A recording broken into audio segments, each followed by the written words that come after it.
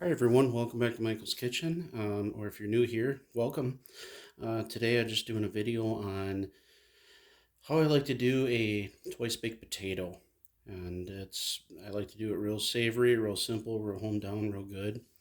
Not that I bore you with the detail part, but just bake a few potatoes. I like to use russets because of the size of them and everything. It's enough room to work with.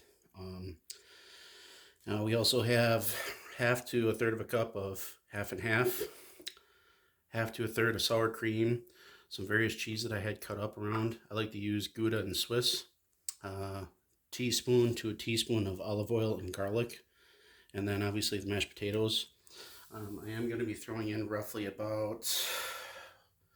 say about half to a whole stick of butter. So let's say about 4 to 6 tablespoons of butter. And we'll be getting going with that here shortly. And just one moment here, we'll get that.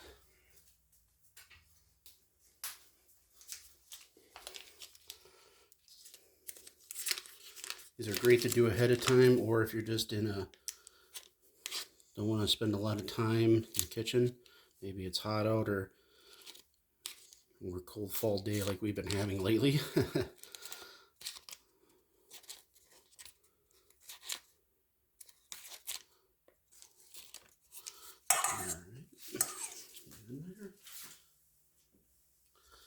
Add the olive oil mix to it.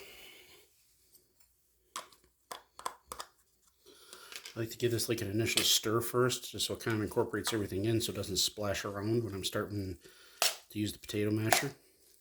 And also as a side note, I did cook some bacon ahead of time, so I'll be adding that to this later towards the end.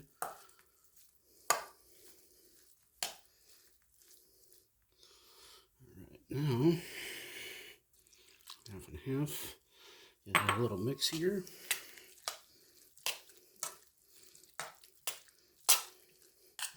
This may seem very watery, but I'm also baking these potatoes again, so a lot of that liquid will actually start to solidify.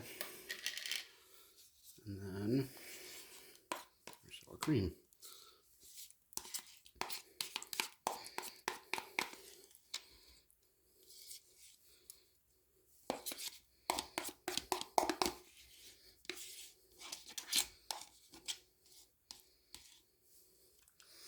Get a little bit of that out of there.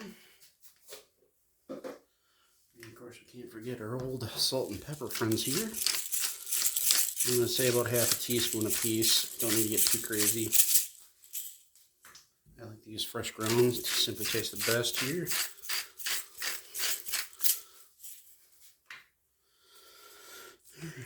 Get a good mix to incorporate it all here.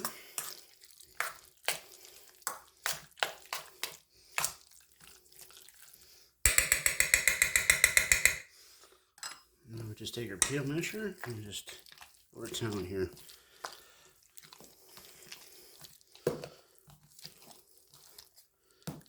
I'll put this on pause here and I'll get back to you guys when I get that complete here.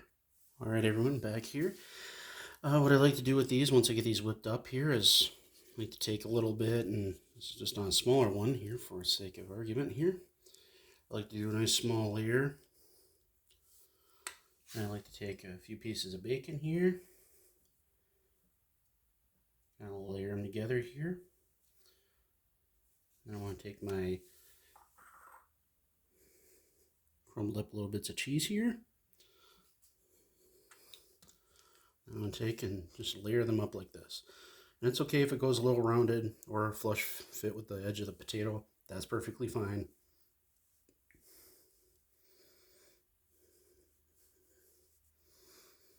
I'm going to take and just put a few more on top here. So what I'll do is I'll switch to the strips here. What I like to do with these is just kind of crisscross in a hash pattern like this. So I'm going to stick these underneath the broiler. And I'll give a nice little pattern here for that. Kind of alternate between my Swiss and my Gouda.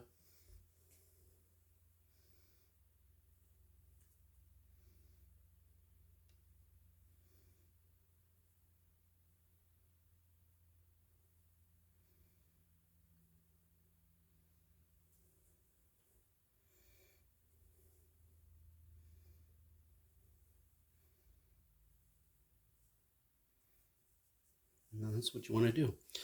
All right, I'll put you guys on pause and I'll come right back, and when everything's done, we'll get going here and get them underneath the broiler. All right, everyone, I'm back, and this is the final product. And it looks absolutely amazing, and it smells incredible. I would highly recommend trying this if you got a group of people to feed or just yourself, and it's great.